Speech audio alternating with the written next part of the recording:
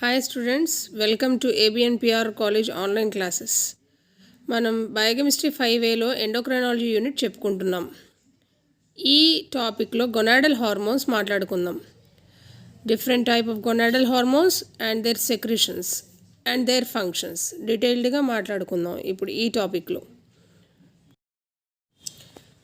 యాక్చువల్గా గొనాడల్ హార్మోన్స్ని sex hormones అని కూడా అంటారు. గొనాడల్ హార్మోన్స్ అనేవి గొనాడ్స్ నుంచి సెక్రీట్ అవుతాయి. గొనాడ్స్ ఏంటంటే మనకి 2 టైప్స్. మేల్స్లో టెస్టిస్ అని అంటారు, ఫీమేల్స్లో ఓవరీస్. మేల్స్లో టెస్టిస్ స్పెర్మటోజోవా సెక్రీట్ చేస్తుంది, ప్రొవైడ్ చేస్తుంది అంటారు. ఫీమేల్స్లో ఓవరీస్ విల్ ప్రొవైడ్ ఓవా అని అంటారు. But other than these functions where the testis in males secrete spermatozoa, ovaries secretes ova, దీనికన్నా ఇంకా ఏం చేస్తాయి అంటే ఈ గొనాడ్స్ రెండు మనకి సెక్స్ హార్మోన్స్ రిలీజ్ చేస్తాయి. This control the sexual characters which differentiate a male from female అనమాట. అంటే ఒక మేల్ ఒక ఫీమేల్కి క్యారెక్టర్స్ పరంగా లక్షణాల పరంగా డివైడ్ అవుతూ ఉంటాయి ఈ గొనాడల్ హార్మోన్స్ వల్ల. ఇప్పుడు మనం మేల్ సెక్స్ హార్మోన్స్ చూద్దాం. మేల్ సెక్స్ హార్మోన్స్ అనేది సాధారణంగా మేల్స్లో టెస్టిస్లో ఉండే లైడిక్ సెల్స్ అని ఉంటాయండి, interstitial లైడిక్ cells.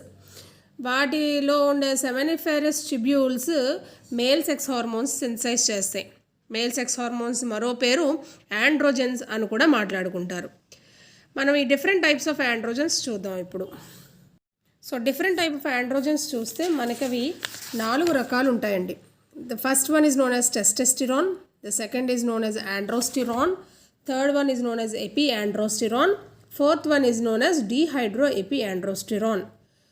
out of which the testosterone plays a main important principal role in males అండి. ఈ 4 హార్మోన్స్ని బాగా గుర్తుపెట్టుకోండమ్మా. 1కి 10 సార్లు రాసుకుంటే మంచిది. స్పెల్లింగ్స్ అన్నీ కొద్దిగా టఫ్గా ఉంటాయి, ప్రాక్టీస్ చేయండి స్పెల్లింగ్స్. ఒకసారి మళ్ళీ చెప్తున్నాను వినండమ్మా. Testosterone, androsterone, epi androsterone, dehydro AP ఆండ్రోస్టిరాన్.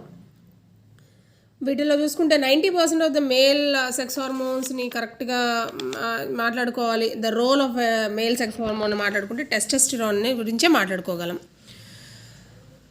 So ఈ గొనాడల్ హార్మోన్స్ అన్నీ కూడా మనకి స్టెరాయిడ్ ఇన్ నేచర్ అండి. హెన్స్ ఎందుకు అంటే they are synthesized from the cholesterol as a primary component. Principal component ఏంటి?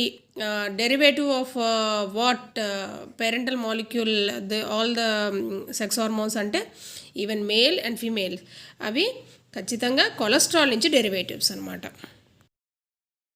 ఇంకా functions of male sex hormones చూసుకుంటే androgens they promote the growth and functions of different accessory sex organs అండి. అంటే మేల్స్లో prostate glands కానీ, seminal vesicles కానీ, vas deferens, epididymis, penis వీటన్నిటికీ గ్రోత్కి ఉపయోగపడుతూ ఉంటుంది. at the starting from the childhood age to the age of puberty and so on, different accessory sex organs అన్నీ డెవలప్ అవ్వడంలో ఉపయోగపడుతూ ఉంటుంది. అది కాక ఆండ్రోజన్స్ అన్నీ కూడా మేల్ సెకండరీ సెక్షువల్ క్యారెక్టర్స్ అన్నీ డెవలప్ అవ్వడంలో ఉపయోగపడుతూ ఉంటాయి. అంటే మేల్ సెకండరీ సెక్షువల్ క్యారెక్టర్స్ అంటే క్యారెక్టర్స్ అనమాట. అంటే వాయిస్ డీపెన్గా మాట్లాడటం, అంటే ప్యూబర్టీ ఏజ్ కాడి నుంచి. హెయిర్ గ్రోత్ అనేది నార్మల్గా ఉంటుందండి. మరి ముఖ్యంగా మేల్స్ అందరిలో ఫేస్ మీద ఎక్కువ హెయిర్ గ్రోత్ ఉంటుంది. ఫేస్ మీద కానీ అప్పర్ లిప్, యాక్సెల్లే, ప్యూబిక్ రీజన్లో కామన్గా హెయిర్ గ్రోత్ ఉంటుంది. అలా కాకుండా వీళ్ళకి మాస్కులైన్ బాడీ ఉంటుందండి. స్కెలిటల్ కానీ మస్కులర్ గ్రోత్ అంతా కూడా ఎక్కువగా ఉంటుంది. Skeletal muscle and muscular growth కూడా ఎక్కువ ఉంటుంది. అందుకే వాళ్ళకి చూస్తుంటే మాస్కులైన్ బాడీ అంతా గ్రో అయినట్టుగా అనిపిస్తూ ఉంటుంది. ఇవన్నీ కాక స్పర్మటోజోవా రిలీజ్ అవుతూ ఉంటుంది in the process of a phenomenon called as spermatogenesis. Spermatogenesis వల్ల వాళ్ళకి స్పర్మటోజోవా రిలీజ్ అవుతూ ఉంటుంది. సో అందుకే నేను చెప్పేది ఏంటంటే apart from the spermatozoa synthesis secondary sexual characters వస్తాయి, డిఫరెంట్ ఫంక్షన్స్ చూపిస్తూ ఉంటుంది అన్నమాట. Growth of accessory organs develop అవుతూ ఉంటాయి. ఇకపోతే ఒక ఫిమేల్ ఆర్గానిజం అనేది ఫీమేల్ సెక్స్ హార్మోన్స్ రిలీజ్ చేస్తారండి. 2 ఇంపార్టెంట్ ఫీమేల్ సెక్స్ హార్మోన్స్ ఉన్నాయండి. ఒకటి ప్రైమరీ సెక్స్ హార్మోన్ అనుకోవచ్చు ఫీమేల్స్లో, estrogen. And another very important hormone ఏంటంటే ప్రొజెస్ట్రాన్ అండి. ఈ రెండు కూడా మనం ఫంక్షన్స్ వైజ్ కనుక తీసుకుంటే రెండింటికి డిఫరెంట్ ఫంక్షన్స్ ఉంటాయండి ఒక ఫీమేల్లో. First of all estrogen function తీసుకుంటే the main function of estrogen ఏంటంటే ఒక ఫిమేల్లో సెకండరీ సెక్షువల్ క్యారెక్టర్స్ డెవలప్ చేయగలదండి at the start of the adolescence start అవ్వడానికి ముందుగా, లేకపోతే అడాలసెన్స్ స్టార్ట్ అయిన కాడి నుంచి సెకండరీ సెక్షువల్ క్యారెక్టర్స్ అన్నీ డెవలప్ అవ్వడంలో ఉపయోగపడుతూ ఉంటుంది. ఏంటిది? Estrogen. So secondary sexual characters ఒక ఫిమేల్లో ఎలా ఉంటాయంటే పెల్విస్ బ్రాడర్గా కనిపించడం కానీ, వాయిస్ అంతా హై పిచ్లో ఉండడం కానీ. Any girl after the adolescence తర్వాత వాళ్ళకి వాయిస్ హై పిచ్ అవుతూ ఉంటుందండి. That is because of estrogen hormone. తర్వాత వాళ్ళకి లెస్ బాడీ హెయిర్ ఉంటా ఉంటుంది, మోర్ స్కాల్ప్ హెయిర్ ఉంటా ఉంటుంది. అదొక క్యారెక్టర్. తర్వాత హెయిర్ గ్రోత్ అనేది యాక్సిల్లే దగ్గర, ప్యూబిక్ రీజియన్ దగ్గర అది కామన్ అండి. నెక్స్ట్ ఫ్యాట్ డిపాజిట్స్ అంటూ జరుగుతూ ఉంటాయండి. అక్కడక్కడ సబ్క్యూటేనియస్ టిష్యూస్ దగ్గర ఫ్యాట్ ఎక్కువగా డిపాజిట్స్ అవ్వడం వల్ల వాళ్ళకి ఒక టిపికల్ ఫెమినైన్ బాడీ వస్తూ ఉంటుంది ఎనీ ఫీమేల్ ఇండివిజువల్కి. That is because of estrogens. దీన్ని సెకండరీ సెక్షువల్ క్యారెక్టర్స్ అని అంటారు. ఇక ఫంక్షన్స్ ఆఫ్ ప్రొజెస్ట్రాన్ చూస్తూ ఉంటే ఇది ఓన్లీ ప్రెగ్నెన్సీ ఉన్న వాళ్ళల్లో మాత్రమే ప్రొజెస్ట్రాన్ రోల్ ఎక్కువగా ఉంటుందండి. యుట్రస్లో ఉండే లోపల ఉండే చిన్న ఎండోమెట్రియం అంటారు, దాన్ని ఎక్స్టెన్సివ్గా డెవలప్ అవ్వడానికి ఉపయోగపడుతూ ఉంటుంది progesterone. At the same time embryo గ్రోత్కి కానీ దాని యొక్క న్యూట్రిషన్కి కూడా ఉపయోగపడుతూ ఉంటుంది. However progesterone also stimulates the mammary gland development and it also maintains the fetus by forming placenta. ఒక ఫీటస్ని నిలబెట్టడానికి ఉపయోగపడుతూ ఉంటుంది ప్లాజెంటా ఫామ్ చేసి. ఇది ఇంపార్టెంట్ రోల్ ఆఫ్ ప్రొజెస్ట్రాన్.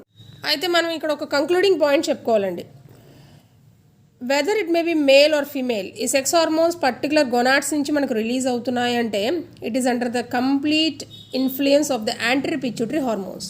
మనకి యాంటీ పిట్యూటరీలో చాలా ఇంపార్టెంట్ హార్మోన్స్ చెప్పుకున్నాం. అందులో ఐసిఎస్హెచ్ అనేది మేల్స్లో రిలీజ్ అవుతుంది అని ఒక హార్మోన్ చెప్పుకున్నాం. యాంటీ పిట్యూటరీలో యాంటీ పిట్యూటరీ నుంచి కనుక ఐసిఎస్హెచ్ రిలీజ్ అయితే అది కాస్త టెస్టిస్ మీద దాని స్టిమ్యులేషన్ ఎఫెక్ట్ చూపించి అప్పుడు మనకి టెస్టోస్టెరాన్ రిలీజ్ అయ్యి ఆ తర్వాత దాని యొక్క ఇన్ఫ్లుయెన్స్ చూపిస్తుంది. Whether it may be the development of secondary sexual characters or formation of accessory organs in males. అలాగే ఫిమేల్స్లో కూడా మనకి 2 ఇంపార్టెంట్ హార్మోన్స్ చెప్పుకున్నాం యాంటీ పిట్యూటరీలో. ఒకటి ఫాలికల్ స్టిమ్యులేటింగ్ హార్మోన్ అని చెప్పుకున్నాం. యాంటీ పిట్యూటరీ కనుక ఫాలికల్ స్టిమ్యులేటింగ్ హార్మోన్ రిలీజ్ చేస్తే అది దాని యొక్క స్టిమ్యులేషన్ ఎఫెక్ట్ ఓవరీస్ మీద చూపిస్తే ovaries will be stimulated to release estrogen. అలాగే ల్యూటినైజింగ్ హార్మోన్ అని ఇంకొక హార్మోన్ చెప్పుకున్నాం యాంటీ పిట్యూటరీ నుంచి. అది కాస్త స్టిమ్యులేషన్ ఎఫెక్ట్ ఓవరీస్ మీద చూపిస్తే ప్రొజెస్ట్రాన్ రిలీజ్ అవుతూ ఉంటుంది అనమాట. సో ఈస్ట్రోజన్ కానీ ప్రొజెస్ట్రాన్ కానీ పర్టికులర్గా నేను చెప్పిన మేల్ సెక్స్ హార్మోన్స్ అన్నీ కూడా రిలీజ్ అవ్వాలంటే యాంటీ పిట్యూటరీ నుంచి పర్టికులర్ రిలీజింగ్ హార్మోన్స్ రిలీజ్ అయ్యి ఆ రిలీజింగ్ హార్మోన్స్ అనేవి ఏంటో హైపోథాలమస్ చెప్పినప్పుడు డీటెయిల్గా చెప్తానండి. ఆ రిలీజింగ్ హార్మోన్స్ నుంచి మళ్ళీ యాంటీ పిట్యూటరీ హార్మోన్స్ రిలీజ్ అయ్యి such as ICSH, FSH and LH.